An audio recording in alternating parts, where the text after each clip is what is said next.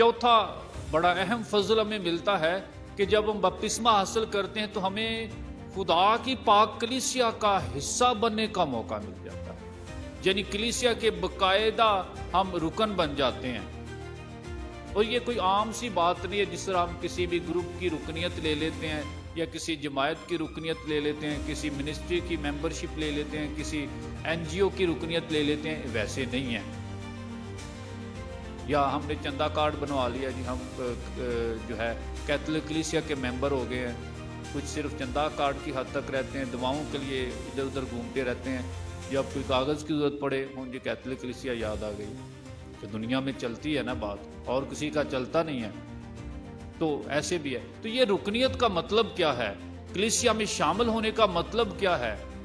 اگر آپ جان لیں کہ کلیسیا ہے کیا، پھر آپ کو اس کی اہمیت کا پتہ چل جائے گا کہ اس کی رکنیت کا مطلب کیا ہے۔ کلیسیا یسوع مسیح کا بدن ہے۔